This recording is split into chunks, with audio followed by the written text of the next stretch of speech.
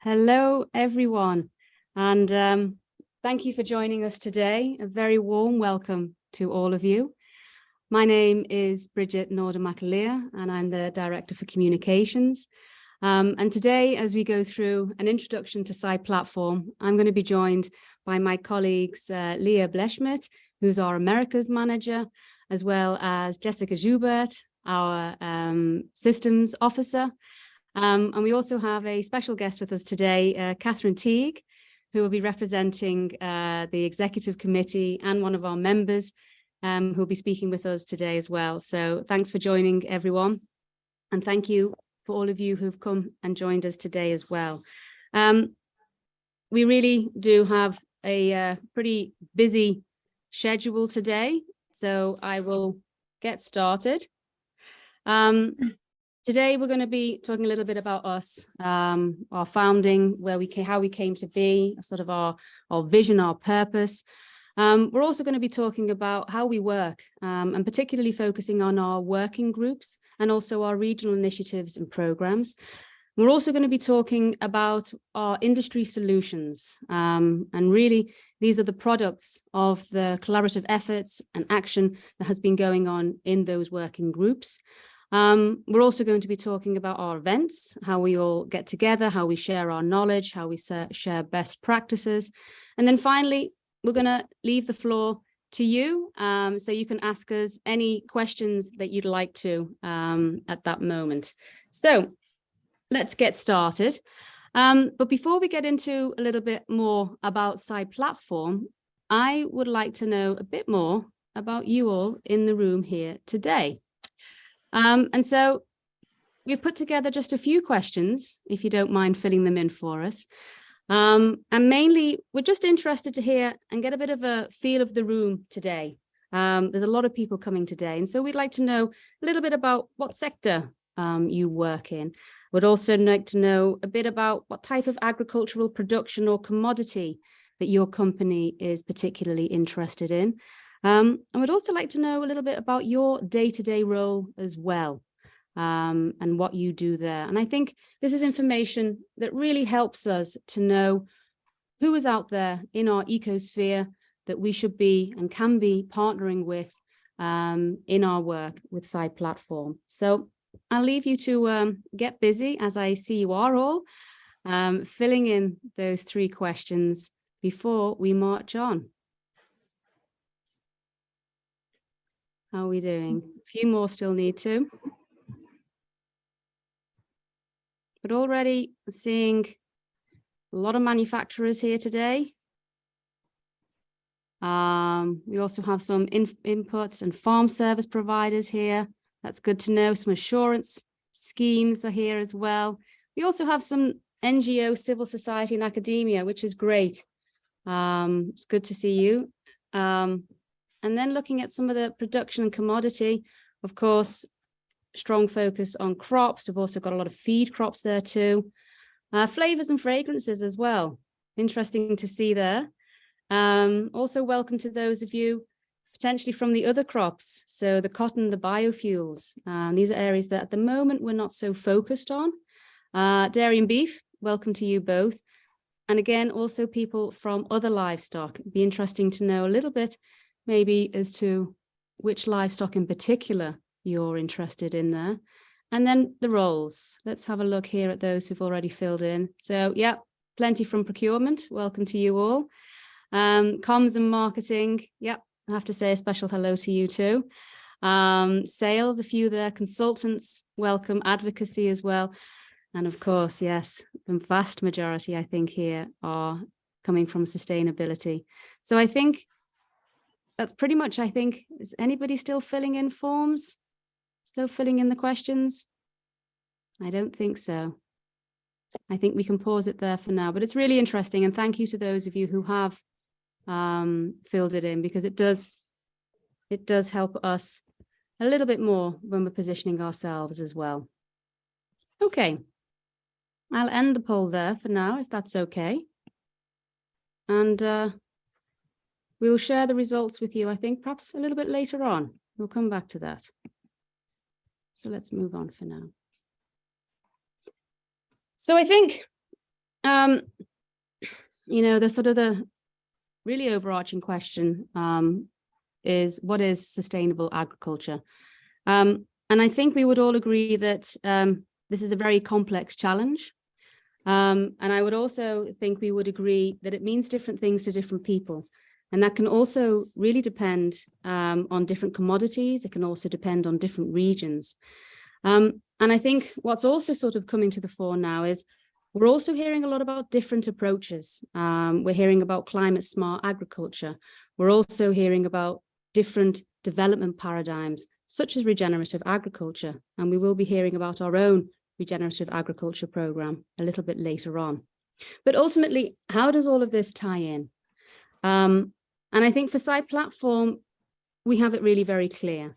And we see all of these as coming together to ultimately support good agricultural practices. And all of them can be applied to achieve sustainable agriculture.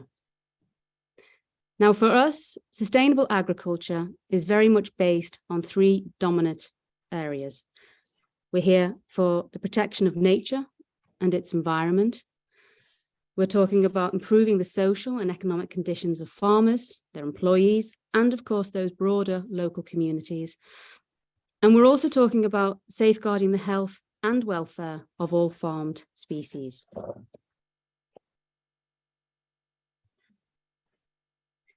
Now, I'm sure you've sort of seen the reports from the Food and Agriculture Organization from the UN. And they are predicting now that by 2050, we will need 70% more food to feed what they're also predicting as a 9 billion population on our planet. Now these are enormous numbers and a relatively short space of time to get there. But what we need to do right now is find that balance between improving yield and productivity, but also at the same time without harming the environment or the people in it. And in fact, even have a positive effect and impact. And SAI Platform really here has a very important role to play in that. And we've learned over our years together that working together as an industry with the same goals and with the same drive, we really do have the potential to deliver a positive transition to what we're hoping will be a more sustainable food system. And in fact, SAI Platform, as you can see, is celebrating our 20th anniversary this year. And it really is over those years of evolving and developing and progressing that with the principal aim of addressing sustainable agricultural challenges, we're also able to see the opportunities. And this is a fundamental part of the premise of SAI Platform coming together and really being a convening power for the food and drink industry.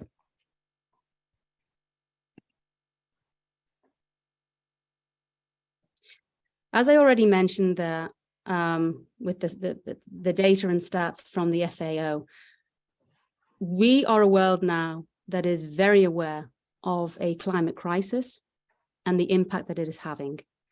I think all of us have probably personally seen the impact of that. And it's not just something now that we're reading in newspapers in a place far away. And I think we're also very aware and have understanding now of the significance of a sustainable food system for what is a growing population with increasing demands for agricultural raw materials. For SAI Platform, we're here to really help and lead the way for our members and partner organizations as we try and come together and work together to implement positive change that really is going to improve farmer livelihoods and farming practices and at scale.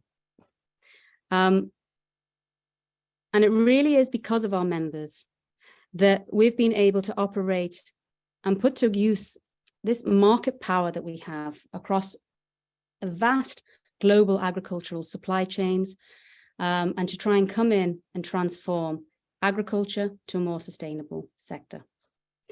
And I think sort of with this in mind, and here we have our 170 members, all of the brands. I'd like to welcome in Catherine Teague from AB Sugar. She is head of advocacy there. Catherine, thank you really very much for joining us today, and a warm welcome to you.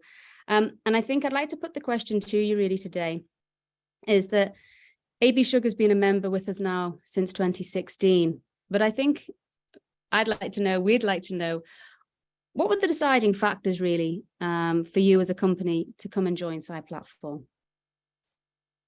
Like any business that's here today, it's really interesting to hear about the journey of SAI Platform, and it's great to be with you, those members and non-members as well. I think the thing that was the real clincher for us was, so many times across our whole supply chain, we were told by various different individuals who we have a great deal of respect for, that SAI Platform was one of the best clubs to belong to, and that club was creating value for themselves, many of which were manufacturers or our customers, but also for the farmers as well. And so I think for us, the turning point was thinking about how we were going to drive the sustainable ag agenda forward over the next generation, and particularly the next decade towards our 2030 commitments, and how we were going to kind of connect all our pieces together. My business works across many continents and across lots of different supply chains within the sugar sector, and we were trying to understand how to come together as one, connect, collaborate, and also make sure that our journey was at the right pace and going in the right direction. And I think the thing about the SAI Platform is, there's lots of you who are at the same place, both there's leaders, but there's also those of us who are on a journey, who are very much trying to think about what's the next move, where we're going to go next. And I suppose the thing that we talked about a lot internally before we became a member was, we don't know everything, but we probably need to know a small piece of all the things we weren't sure about. And so we've joined SAI to be kind of part of that broader conversation, part of the bigger debates that are happening, and also make sure that us and our supply chains were aligned, both at a local level, but also at a global level as well, and that we were all part of the same solution coming together. And I think that's probably what the final impetus was for us. No, that's perfect. Thanks, Catherine. And I think sort of, you've made some really good points there. And so are you able to actually pinpoint sort of time or actually differences that you've seen as a result of your membership with SAI Platform? Yeah, so,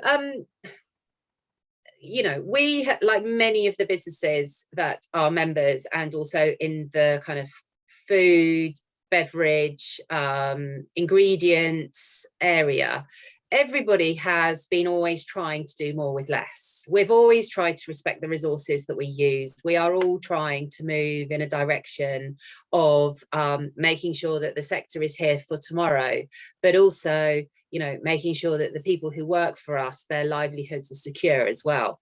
But I think one of the things that we worked out at one point was that we had over 25 different, just in one supply chain, certifications, standards, continuous improvement processes, so many different tick box exercises that we were doing, that we were kind of like, there must be a better way. There must be a tool that we can use to connect the pieces of the jigsaw together into one jigsaw, not undermining the other parts of the jigsaw. That's not what I'm trying to get at, but that they can live in harmony together. And so one of the things that, we started looking for were tools that enable both benchmarking, self-assessment, but with this constant continuous improvement. And that's where we came to the FSA. And we understood that we could use it in various ways across various territories, in different supply chains, with growers who were small or growers who were very large. And I think that was something that we started to think about a lot in trying to work out kind of where to go next and how to do the things that we needed to do as a business. No, that's really interesting. Thank you. And I think sort of, we've heard a little bit about how this has really helped AB Sugar as a company, and certainly how you've been kind of filtering that down your supply chains to the farmers as well. But what about you you are a very active member for SAI Platform, contributing with our crops working group, which we'll hear about a bit more about from Leah in a moment. Also, you're a member of the steering committee for the FSA, our farm sustainability assessment tool. Again, we'll hear a bit more from Jess about that. And you're also a member of our executive committee as well. And last but not least, our latest industry solution, you are one of the founding members there for our regenerative agriculture program, Regenerating Together. So you're very active, you're very busy. What's the value in it for you? I know we get a lot of value out of it from you as a member, but what's in it for you? How does this help in your day-to-day tasks and role?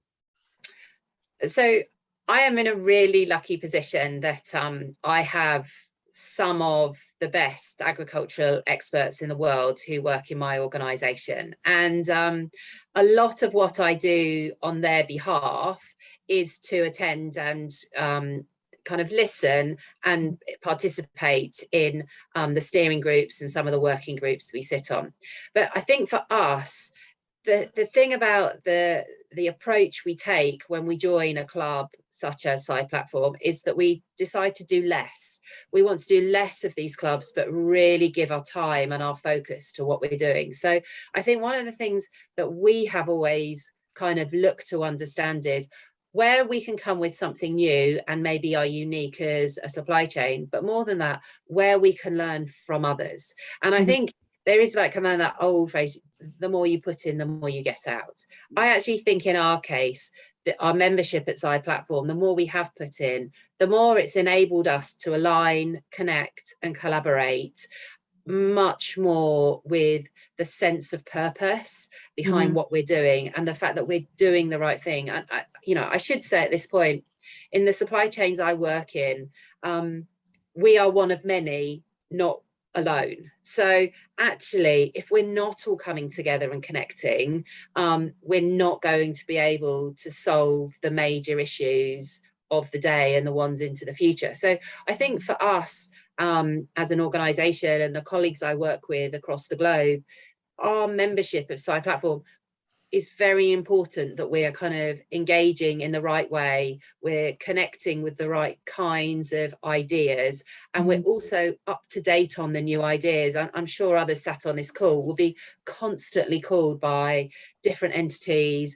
different new startups, different new tech providers, etc. And it's kind of like, which one's the right ones? And so we're always trying to look for a platform or a grouping where you can kind of start to get into some of that detail and really work out what are the things that make the real difference to us. And I think that's where the crops working group, the FSA, especially with 3.0, and now regenerating together under the regenerative agriculture program, are going to be really exciting opportunities.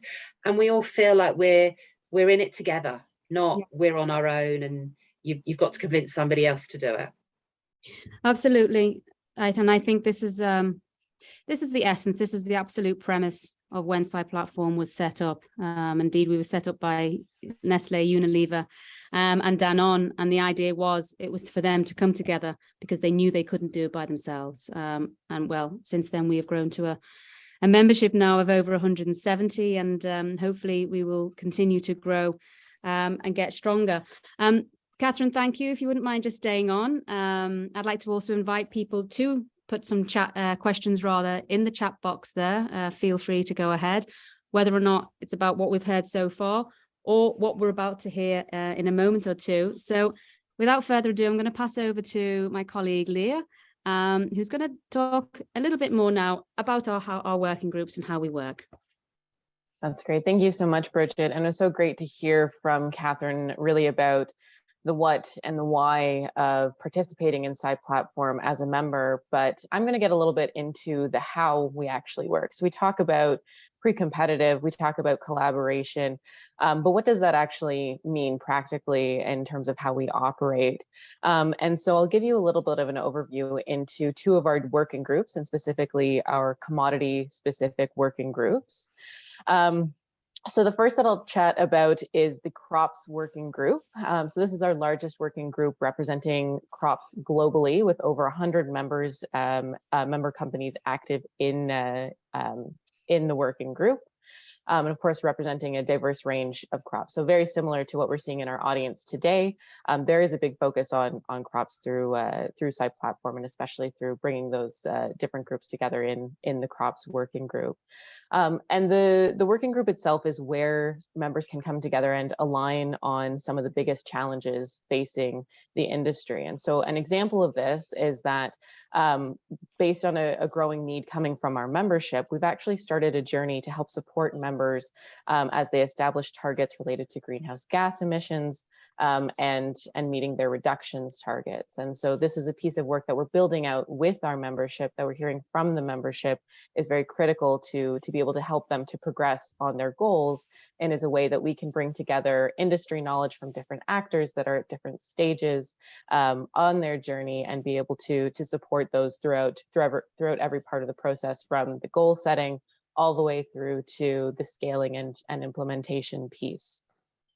But of course, that's not the only thing that the crops working group does. They're engaged in a number of different areas as well.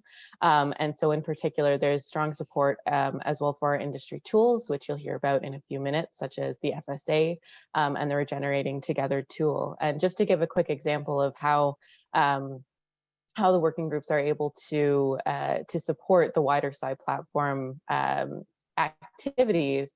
Many of you may have heard about the FSA. You've heard it mentioned already in our discussion. And the FSA was actually born out of members that were working together through the crops working group that identified we need to have a tool to establish, our baselines around sustainability. And so, 7 or 8 years ago, that's the idea for the FSA was born, and it's ballooned into the program that we have today. So we'll move on to the dairy working group. So the members of the dairy working group, it's very much in the name. This is focused on dairy. And it's made up primarily of dairy manufacturers and processors, as well as national dairy programs. And currently it represents about 30% of the global dairy milk volume. So you see there's a lot of different actors that are all coming together, and we're starting to see that impact. And those members are able to influence the sector to demonstrate their responsibility and commitment in terms of sustainability. And again, to come together and to have that sector-wide impact, which is so critical to the purpose behind having a pre-competitive collaborative platform such as SAI Platform. And the Dairy Working Group supports members to collaborate on innovative approaches that demonstrate continuous improvement in sustainability at the farm level. And most recently, this has led to the development of the Sustainable Dairy Partnership, or SDP, which is one of our tools that Jess will get into in just a few minutes. And this is, of course, to look at sustainability within the dairy industry. And so I've referenced a number of these industry tools already, so I will pass it over to Jess to talk a bit more about those. Oh, thanks, Leah. Yeah, the results of working together to really support our members on the ground have yielded some fantastic results in terms of industry solutions that aim to target their needs. So I'm going to take you through our industry solutions. The first one I want to talk to you about is the European Roundtable for Beef Sustainability, which is known as the ERBS. It's a multi-stakeholder group that's working together towards a positive, measurable, and credible impact on beef sustainability in Europe. And the ERBS represents the European beef value chain, essentially as one voice through its active participation in the Global Roundtable for Sustainable Beef.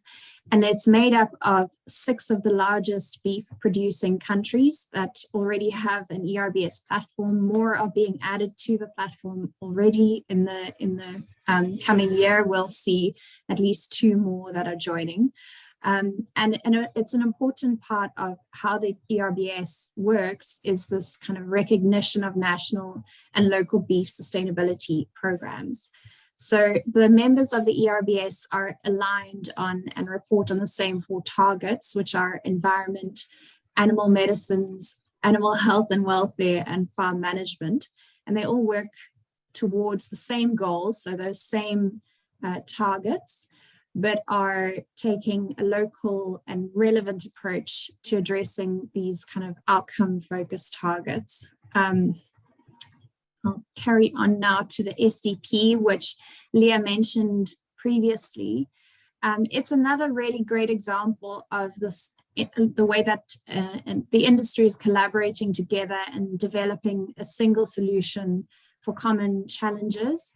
And the SDP aims to have a lasting impact across the dairy supply chain. It's built on the Dairy Sustainability Framework, and it has 11 criteria that tackle sustainability issues. In addition to that, the SDP requires all participating processes to address the prevention of deforestation, protection of animal welfare and human rights, and the assurance of compliance with local legislation. It's a really efficient approach that avoids duplication for farmers. And what they've done is consolidated the reporting on these kind of sustainability criteria to the processor level. For companies that buy dairy products and want to verify and demonstrate how sustainable they are, the SDP offers a really credible and reasonable approach. It defines those key 5 stages that help processors assess where they are on their journey, and it helps them to measure their progress. This year, the SDP has been working with national programs in the US and Ireland, and it's currently working on a really exciting carbon module. The FSA, or Farm Sustainability Assessment, is our largest contingent of farmers. It's been established for the longest with SAI Platform, and it was developed by our members as a single reference for sustainable farming across all cultivated crops anywhere in the world, and with farmers of any kind of size and farms of various sophistications.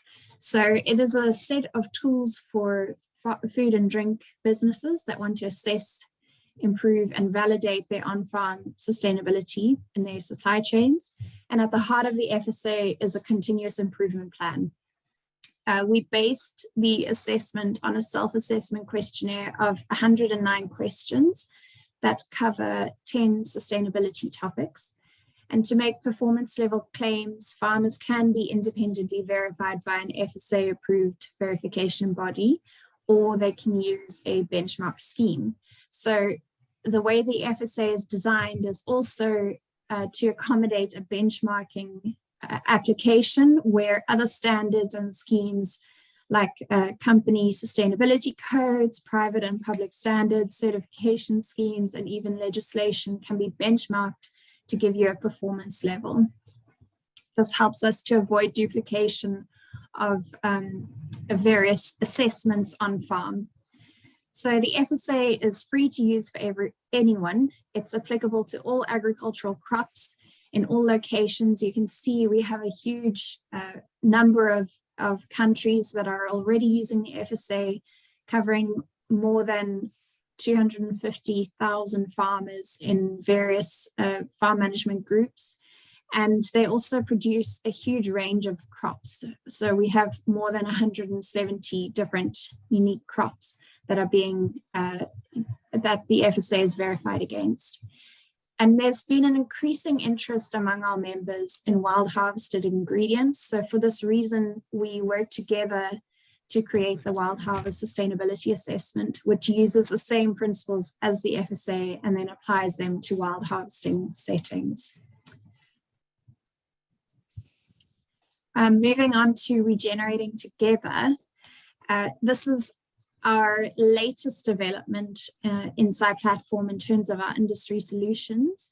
The Regenerating Together program is a really practical program that will enable arable, dairy, and beef farmers anywhere in the world to work with supply chain partners, including food and drink businesses, to achieve measurable regenerative agriculture outcomes.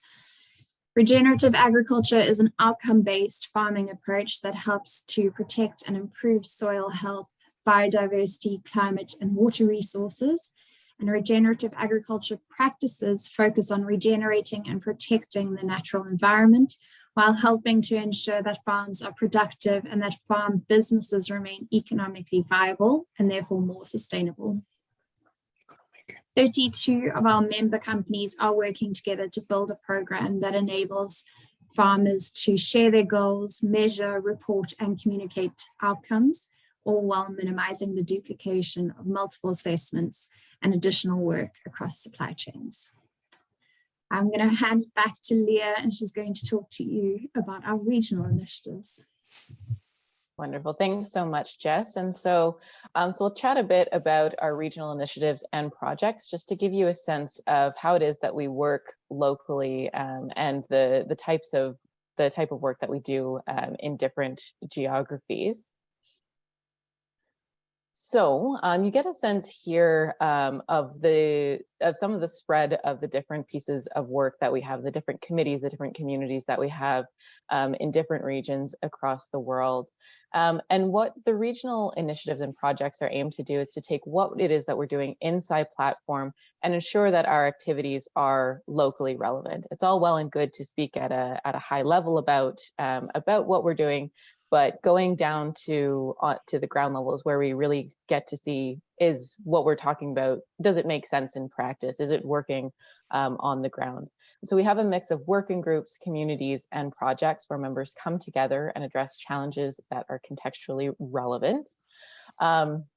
And so through our working groups and communities, we bring together individuals in multinational organizations working locally, as well as companies that are working in a highly localized context. So for many of our members, they do have presence in a number of different countries and a number of different regions as an extension of their global teams. But we also have organizations that are working very locally. For example, certain companies that are active in North America or in Brazil or in China or Australia, in our 4 different regional areas.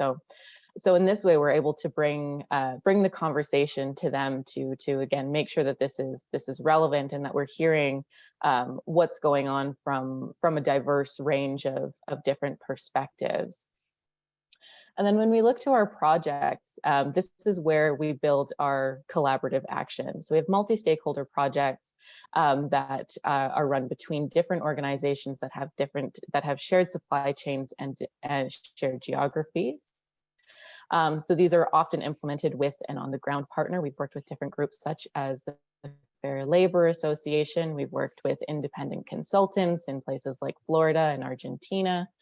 And it's again it's a great way of being able to take our global perspective and funnel that and filter that through a localized contextual perspective. And so through that, we're able to also learn and grow a bit through the different tools and the different programs that we're running in SAI Platform. So again, you can see here a selection of projects that we have completed. This is not the full breadth of them, but you get a sense of what the different types of work that we're doing in whether it's about livelihoods for workers or farmers, whether it's about global communication tools, or whether it's about the implementation and scaling of our own industry tools such as the FSA. And just to give you a sense, we don't have time to go into details about all of the different regional initiatives, but we did want to highlight our regional working group, the Americas Working Group. So it is one of our newest working groups. It was created in 2019 to address the growing prevalence of sustainability professionals in North America and create a community to address unique challenges related to sustainability and supply chain implementation. So some examples of that are that we know that there are differences, especially with row crops, in terms of how they are the supply chains are organized in Europe versus in North America. And so as a response to that, we need to make sure that our tools, such as the FSA, are able to are applicable in these different regions. And so within the Americas Working Group, we work across the organization to tackle overarching global challenges through our unique lens, whether that be through climate or any of the other theme areas, or whether that's surrounding our tools.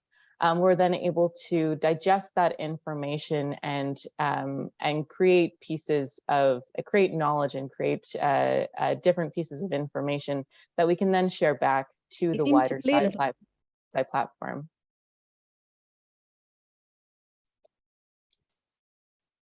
Right. So I'm not sure if I've maybe cut out at some point, but it is my moment to pass back to Bridget to chat to talk to us about our events. Yeah, thank you, Leah. Yeah, I wasn't sure if it was my internet that went there or it was yours. So anyway, we are back. We're still here. And just before I do talk a bit about events, just to remind our audience here today that if you do have any questions on anything that we've been speaking about so far, feel free, put them in the chat and we'll do our best to answer them just in a moment. But really, a really important part of SAI Platform and very much a sort of at the root of who we are as this kind of convening authority is the fact that we provide this for sharing and exchanging of knowledge, of best practices, and generally of engagement across the industry. And a lot of this is done through our working groups, as we've already seen today. And as a consequence, we have our industry solutions. But a lot of this is also done as we're learning through events. And these events are enabling networking across the board with our members, as well as other key stakeholders within our ecosphere. And so when we look at our typical calendar over the year, we have our annual event, which in fact we had our first in-person annual event since 2019, just a month ago now, in Cambridge in the UK. And our annual events, typically, we try and take people out of the office into the field so we can actually get some real firsthand experience of what it's like. We're talking to farmers, we're seeing in this, as it was this year, regenerative agriculture in practice. We're seeing soil health. We're seeing sort of the importance of biodiversity, whether it's counting insects and surveying them, or whether it's a sampling of soils. We're there, we're in the field, and we make it easy for our members to be able to sort of learn a little bit more about what they're doing in their day-to-day. Our annual events also cover a day conference as well, again, where we bring in guest speakers. And we also have our General Assembly as well, another important part of our yearly calendar. Multiple other opportunities for members to come together and engage. We have learning journeys. Again, this is quite a boots on the ground learning experience where we go to different locations so we can learn from people firsthand again. We also have our FSA training events, again, with all of this in mind, that we can okay. We can share our knowledge and our best practices, and also get to know a bit more about the FSA and how we can actually put it into practice. We also have constant webinars across a wide range of topics from both livestock and also crops in how we can help our members and also key stakeholders when it comes to implementing sustainability in their supply chains. And last but not least is a very important partnership that we have put together over the last few years with the International Trade Centre and the Cambridge Institute for Sustainability Leadership. And this is our international executive programme on sustainability. Sustainable sourcing and, and trade. And here, this is a very targeted program. It's a hybrid format, so it's part online, part also in the field now that we're out of COVID restrictions. And this has been a very successful program over the last few years that we've been running it. And I think the best advice really is for you to keep an eye on our website, keep an eye on our LinkedIn page as we make announcements on all of our latest webinars and events in general. Now, I think, yeah, it was a whistle-stop tour. I did say so at the beginning. We've done our best to try and keep it as compact and succinct as possible. I hope it's clear to everybody. And I think this is now the opportunity. If anybody has any questions, feel free to put them in the chat.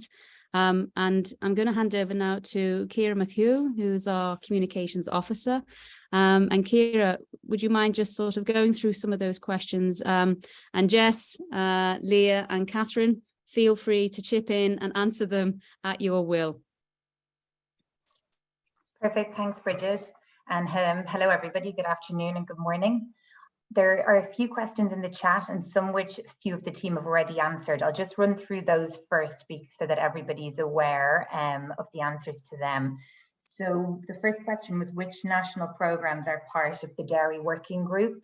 So we have 3 currently. We have Ireland's Orange and Green program.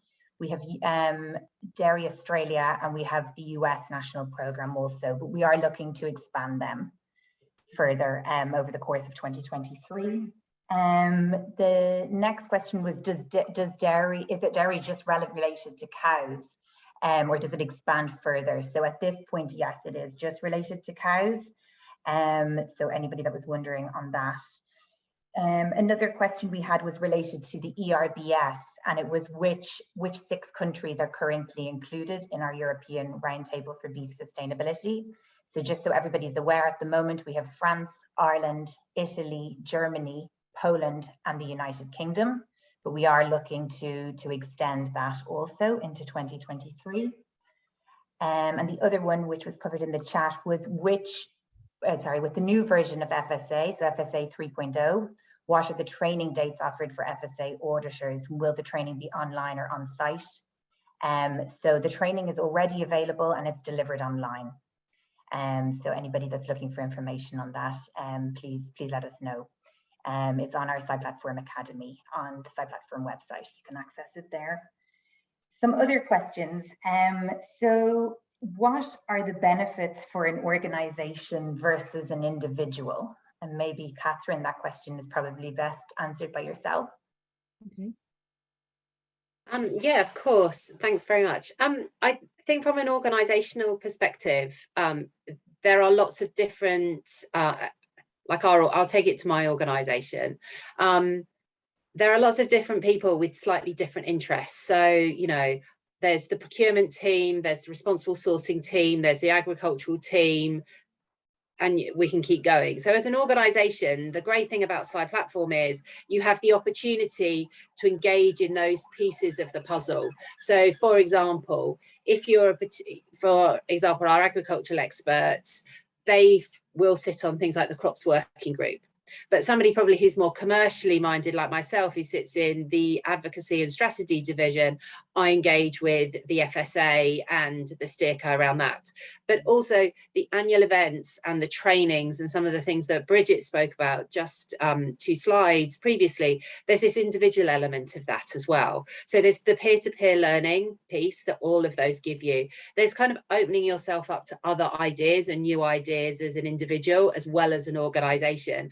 And there's kind of this being on the front foot of new themes. I think it was Leah who was talking through the crops working group. You know, we all hear about climate smart agriculture and lots of this new tech. As an institution or a business, we're trying to contend with that. But as an individual within your area, within your business, you're also trying to kind of place that in how that will work. What will that do differently? How will that help me with my supply chain and farmers? How will that give the farmer the cutting edge? So I think there's always 2 parts to the membership. There's the piece which is you as an organization, but there's also you as an individual and individuals within your organization. So I think there's quite a lot of scope based on what you're trying to achieve at the time. And I think there's always something new to learn. So I think this particular space around agriculture is moving particularly quickly at the moment. I don't think any day isn't a school day for most of us. True.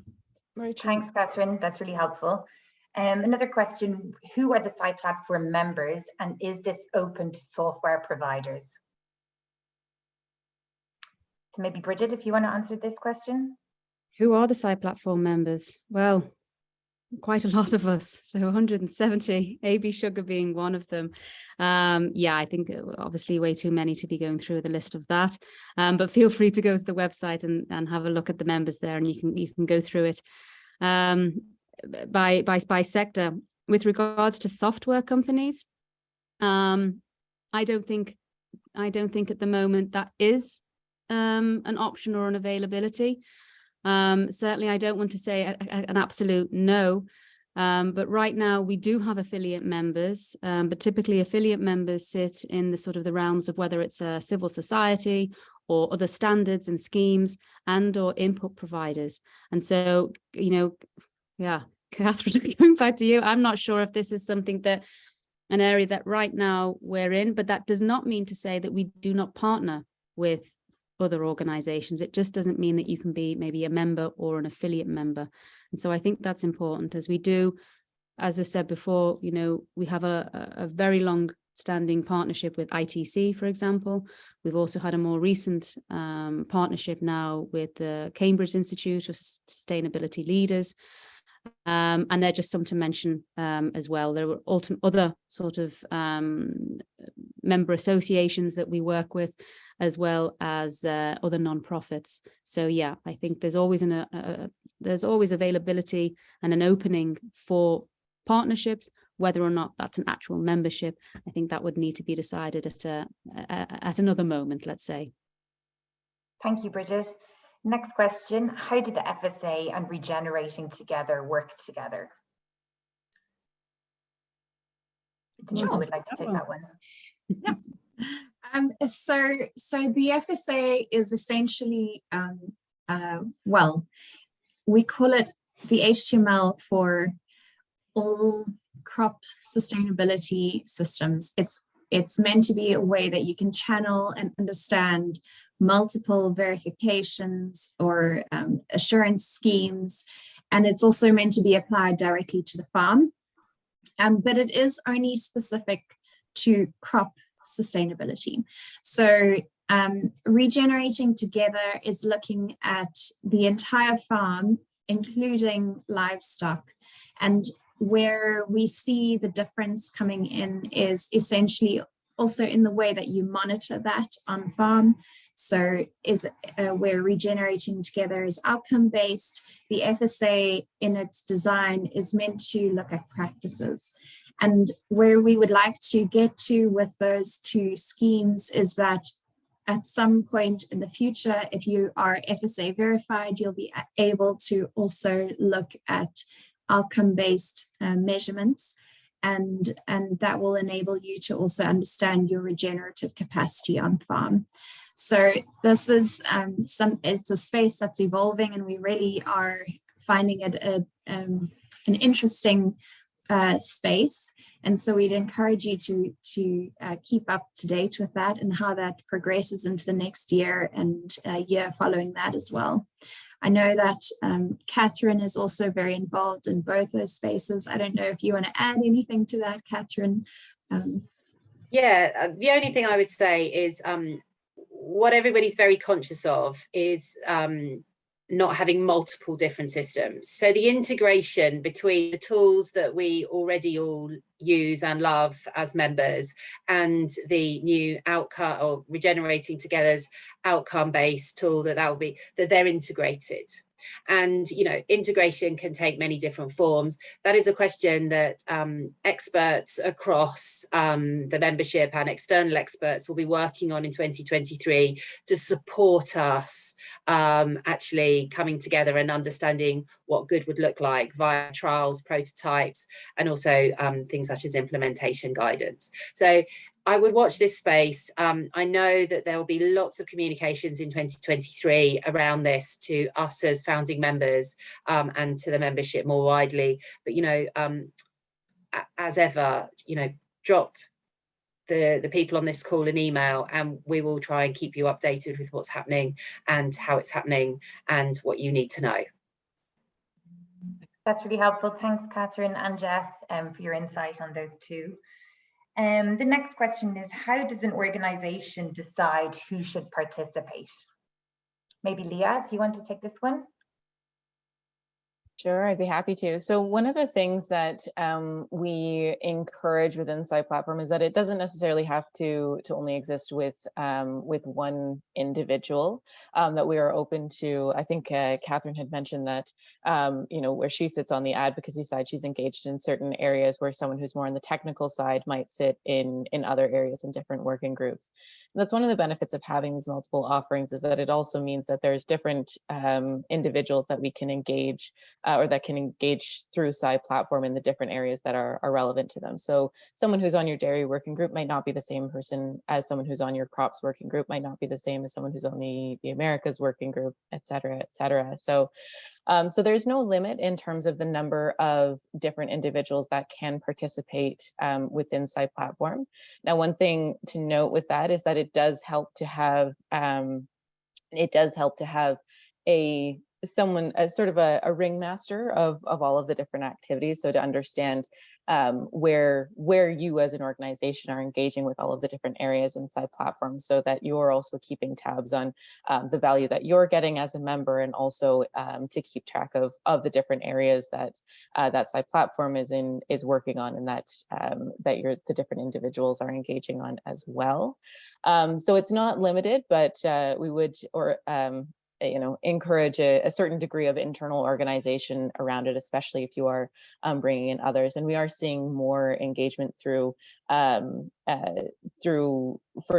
different roles that perhaps haven't been engaged as much in the past. So this is especially extending from just sustainability managers into bringing in more of the procurement teams and more of the communications teams as well. And as this continues to as sustainability has become more mainstream, is increasingly becoming more mainstream, we anticipate that to continue to expand, that other roles within memberships will be coming to participate within SAI Platform as well. Thank you, Leah. Another question in the chat, just so everybody's aware, was related to how often FSA training events are offered for users. And in particularly relation to benchmarking. So Jess has answered that, and I think it's across the board for all of our systems. We're always open to having a call with any of you that are interested in particular areas of the business to discuss in more detail. There is also a lot of resources on the SAI Platform website, so feel free to check those out. And our email address is info@saiplatform.org for setting up any more in-depth calls with various members of the team. And there is one other question. So this is the last question. Who completes the Regenerating Together assessment, the farmer or the procurement sustainability team and the supply chain? I'm happy to jump in on that Thanks, question if you'd like. Yeah. So the Regenerating Together assessment is a farm level assessment, and so ultimately the farmer is inputting the information in terms of the activities that they're implementing and the outcomes that they are working towards. However, one of the things that we are impressing with the Regenerating Together tool, and as the same with any of our other tools, is that it is important to have that engagement through the supply chain. A lot of that is making sure that there is an understanding from the farmer perspective in terms of why are they being asked to do this? Why is this a critical piece? And without that supply chain level engagement, that is a really difficult thing to get across. So we really do rely on our members, on their suppliers, to be the first face of that conversation when implementing any of our tools, whether it's FSA or Regenerating Together. We want everyone to be sort of on the same page and understanding, why are we moving together? Why are we moving forward in this particular way? Why is this the next thing that we're doing? So farm level of assessment, but very critical to have upstream engagement as well. Thank you, Leah. That's all for the questions in the chat, Bridget. So back to you. Oh, that's great. Thanks a lot, Kira. Well, then I think we can finish it there for today. I'd like to thank you all for your time today. Thank you for joining us. I really hope it was useful to you. I hope it was helpful. I hope you learned a little bit more about SAI Platform. And of course, if you are interested in finding out anything more, please go to our website at www.saiplatform.org, or you can contact us on info@saiplatform.org. And so just a final thank you to my colleagues, Kira, Jess and Leah, and a special thank you also to Catherine for joining us today.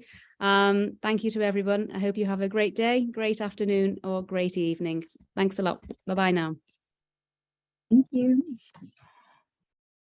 Bye. Thank you.